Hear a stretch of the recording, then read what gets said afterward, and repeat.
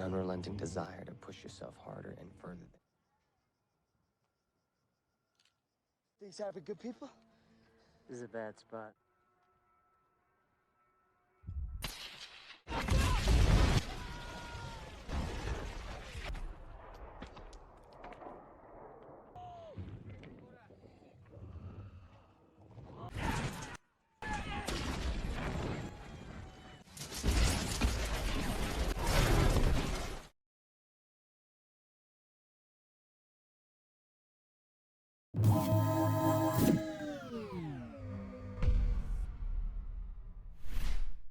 Berlatar pada tahun 2005 di Bandar Udara Bagram, Afghanistan, film akan berfokus pada 4 orang prajurit Navy SEAL yang bernama Marcus, Mike Murphy, Danny, dan X. Mereka akan menjalankan operasi Red Wings pada malam nanti, dan beliau adalah sang komandan bernama Erik Christensen. Mereka mendapat misi untuk menemukan dan menghabisi seorang pemimpin Taliban kejam bernama Ahmad Shah yang sudah membantai banyak pasukan Amerika, dan tangan kanannya yang bernama Torak. Dialah yang melakukan sebagian besar pekerjaannya, termasuk memenggal.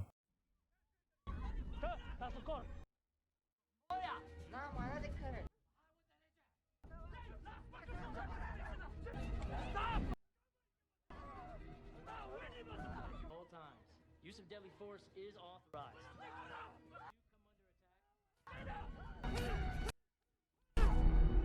Mereka pun segera mempersiapkan peralatan dan persenjataan yang akan dibawa. Setelah semua siap, mereka pun berangkat dengan kawalan ketat menggunakan 2 heli Chinook dan 2 Apache.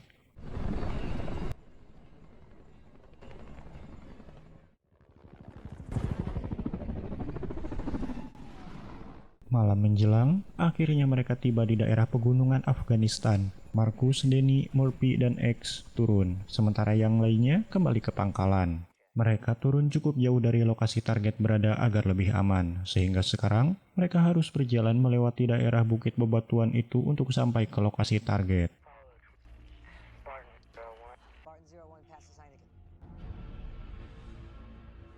Mereka terus berjalan sampai siang menjelang. Sampai akhirnya mereka menemukan target utamanya, yaitu Ahmad Shah, sang pemimpin Taliban. Mereka belum bisa mengambil keputusan untuk menembak karena belum mendapat perintah, dan sialnya, sinyal di sana kurang bagus sehingga mereka tidak bisa berkoordinasi dengan markas pusat. Sehingga sekarang mereka memilih untuk beristirahat.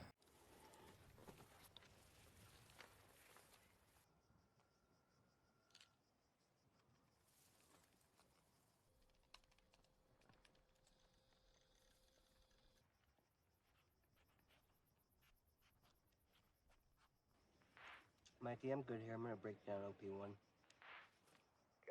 Namun di momen yang tak terduga, mereka bertemu dengan sekelompok penggembala lokal. Inilah titik kritis dalam misi mereka. Para penggembala tidak bersenjata dan tampaknya hanya warga sipil biasa. Namun, melepaskan mereka berarti memberikan resiko bahwa posisi mereka akan segera diketahui musuh. What the fuck is this? What the fuck? Are you talking to Taliban? Spartan base. Spartan 01 over.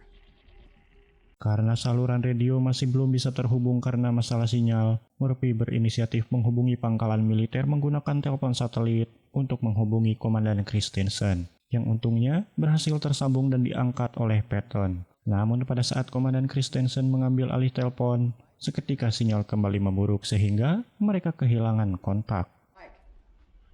It's dead. What'd he say? Why is Murphy calling on a sat phone? No idea. Try him back, for fuck's sake!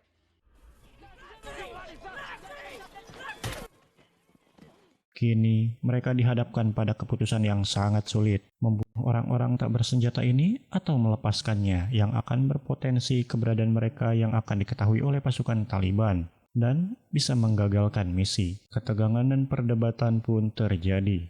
Shaw's down there. We let them go. We letting him go. Mission fails. I don't like it. I don't fucking like it at all. What are you gonna do? We gonna kill him? We do what we have to do. 20 more will die next week. 40 more the week after that. Our job is to stop Shaw. That is Shaw. I don't see it that way. Sementara itu di pangkalan militer, komandan terus mencoba menghubungi pasukannya, namun tetap saja tak membuahkan hasil. Pada akhirnya, tim Navy SEAL memilih untuk mengikuti prinsip moral mereka dan membiarkan para penggembala itu pergi. Mereka pun bergegas pergi dari tempat itu, bergerak naik lagi ke atas berharap akan menemukan sinyal, tapi sayangnya hasilnya tetap sama. Sinyal masih sama buruknya. Fuck me. I mean, isn't that how things work? I don't have fucking shit. Can't make cons. We're walking home anyways, gents. Let's get some rest. Pack up. Let's move.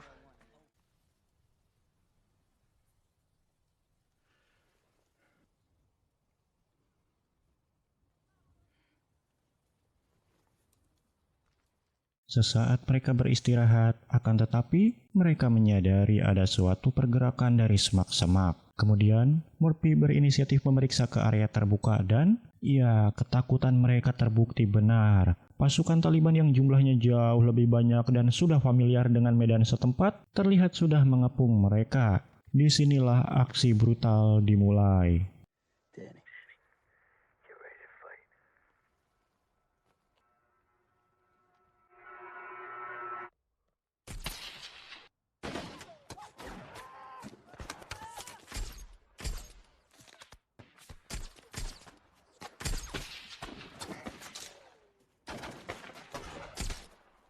Ruby!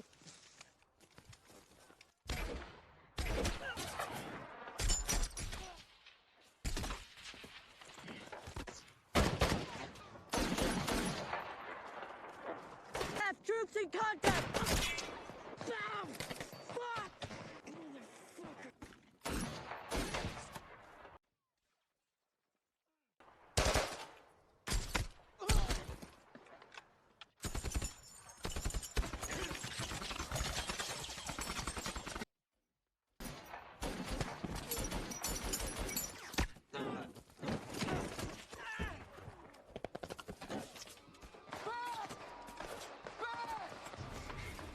Mereka terus memberikan perlawanan di tengah gempuran pasukan Taliban yang jauh lebih banyak. Mereka semua kini sudah terkena tembakan sampai pada akhirnya mereka terjebak dan dihadapkan pada tebing yang curam dengan pepohonan lebat dan bebatuan tajam di bawahnya. Situasi semakin genting ketika jumlah pasukan Taliban terus bertambah. Mereka ditembaki dari segala arah, membuat tim Navy SEAL nyaris tak punya celah untuk berlindung dan akhirnya mereka memutuskan untuk melompat.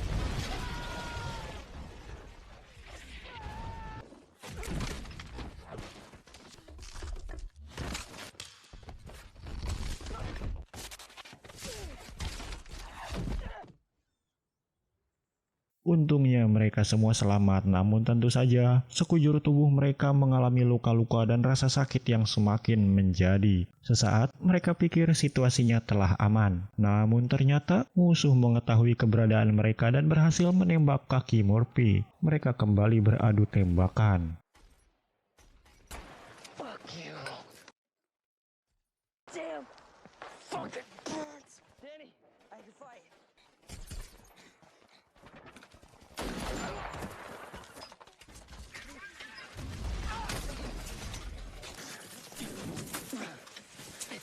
Mereka berpindah posisi, namun sial bagi Danny yang harus kembali terkena tembakan. Semuanya sudah menderita banyak luka. Dia pun dibantu oleh Markus untuk menghindari gempuran dari pasukan Taliban. Kini mereka berhasil bersembunyi. Danny terlihat sudah frustasi akibat terkena banyak tembakan. Pun dengan Murphy yang terkena tembakan di perut.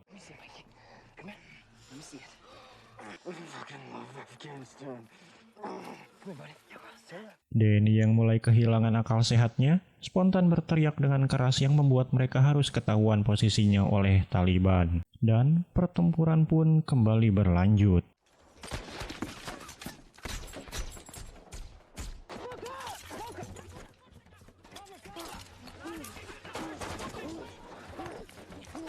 Tak ada lagi jalan untuk kabur selain tebing curam yang harus mereka hadapi. Mereka pun mau tidak mau harus kembali menjatuhkan diri. Namun naas bagi Danny, dia harus terkena tembakan lagi dan terpisah dari teman-temannya.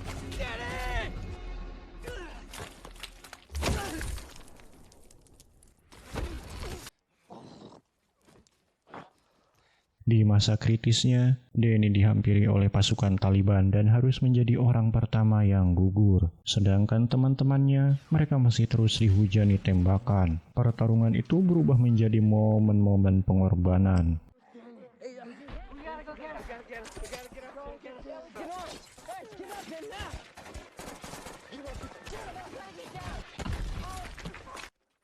Sekarang, Murphy, sang komandan tim, membuat keputusan yang sangat heroik, meskipun tahu itu mungkin akan menjadi akhir baginya. Dia keluar dari tempat perlindungan demi bisa mengirim sinyal bantuan melalui telepon satelit. X dan Marcus sebisa mungkin melindungi Murphy untuk mencapai titik yang diharapkan akan mendapat sinyal, sampai pada akhirnya telepon itu berhasil tersambung. Namun seorang Mike Murphy harus gugur dengan harapan bala bantuan akan segera tiba dan bisa menyelamatkan X dan Marcus yang masih tersisa.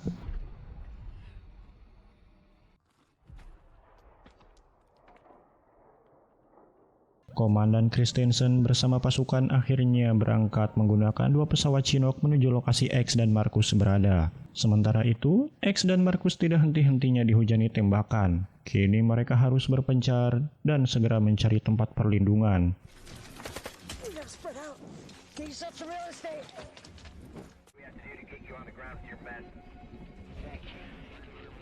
Dan akhirnya, pesawat bantuan itu pun tiba di sana. Betapa senangnya X dan Marcus melihat bala bantuan sudah tiba. Mereka pun bersiap untuk turun, namun tiba-tiba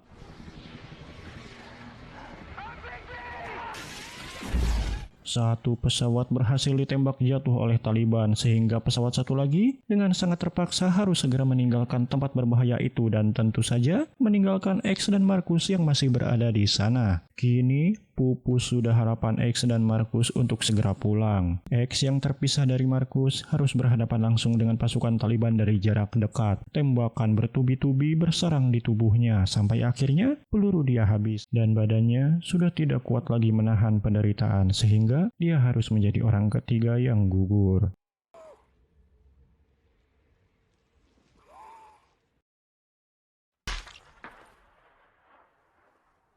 Kini hanya tersisa Marcus seorang diri. Dia pun berhasil lolos dari kejaran pasukan Taliban dengan bersembunyi di celah bebatuan, dan di saat yang sama heli jemputan melintas. Namun apa boleh buat, Marcus hanya bisa pasrah karena dia tidak bisa berbuat apa-apa karena kelompok Taliban masih berada di sekitarnya.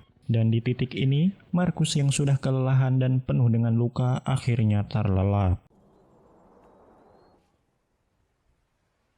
Pagi menjelang, Marcus terbangun dari tidurnya dengan kondisi yang sudah memprihatinkan. Dia berjalan tak tentu arah sampai pada akhirnya dia menemukan air dan langsung nyebur.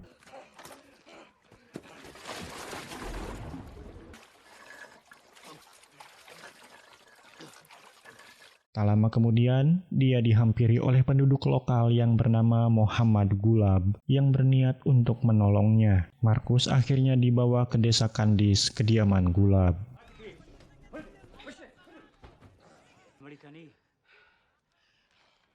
Marcus meminta Gulab untuk menunjukkan di mana posisi dia berada sekarang. Kemudian, Marcus menulis sepucuk surat dan meminta agar surat tersebut disampaikan pada pangkalan militer yang berada di Afghanistan.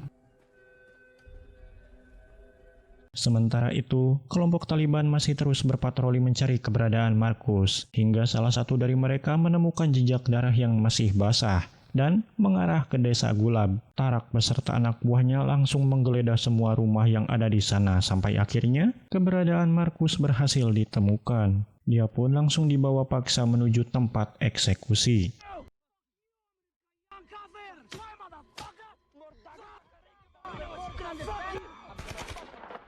Ya, dengan gagah berani, Gulab beserta warga desa yang menentang kekejaman Taliban menggagalkan eksekusi itu. Meski dia tahu nyawanya sendiri dan warga desa terancam, mereka memilih menyelamatkan Marcus karena menurutnya, dalam Islam, tamu harus dijaga dan dilindungi. Tak peduli dia seiman atau tidak, dia juga tidak takut kepada Taliban, karena sesungguhnya hanya Allah lah sebaik-baiknya pelindung, dan hanya dialah yang harusnya ditakuti. Gulab dan sang anak dengan baik hati merawat dan membersihkan luka Marcus. Setelah itu, Gulab dan penduduk desa lainnya terlihat sudah bersiap menanti kedatangan kelompok Taliban yang sudah pasti akan datang untuk menghabisi mereka dan Markus. Dan benar saja, kelompok Taliban yang sudah tiba di sana, kini warga desa harus menghadapi pasukan Taliban yang jauh lebih banyak jumlahnya.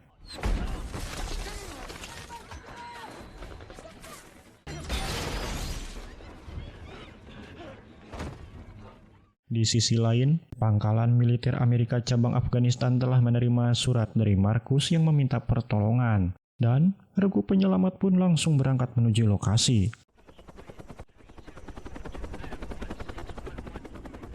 Sementara itu di desa Kandis, Gulab beserta putranya berusaha melindungi dan menyembunyikan Markus. Namun sayang, salah satu dari mereka menemukan keberadaan Markus. Markus yang masih dalam kondisi lemah dihajar dan disiksa habis-habisan.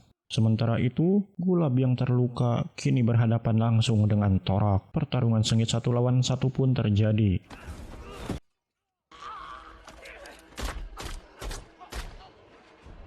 Gulab akhirnya berhasil menghabisi Torak, sedangkan Markus yang hampir kehilangan nyawa akhirnya dibantu oleh si anak cerdas yang memberinya pisau.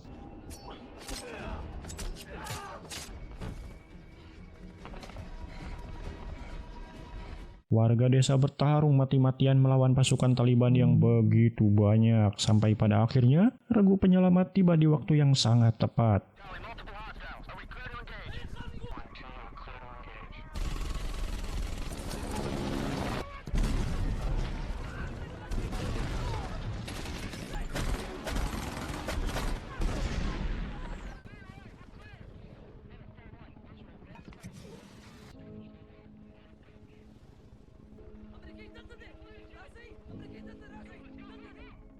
Markus akhirnya berhasil diselamatkan oleh pasukan Amerika setelah melalui perjuangan hidup yang tak terbayangkan. Momen ini benar-benar sangat menyentuh hati. Kebaikan Gulab dan warga desa Kandis yang sangat berani melindungi tamunya yang bahkan baru dia kenal. Wait. Thank you. Let's go, sir. We gotta go now. Let's move. Let's go. You'll be fine. I got you. Let's go. Move. Come on. Here we go. Real clear. Move back out.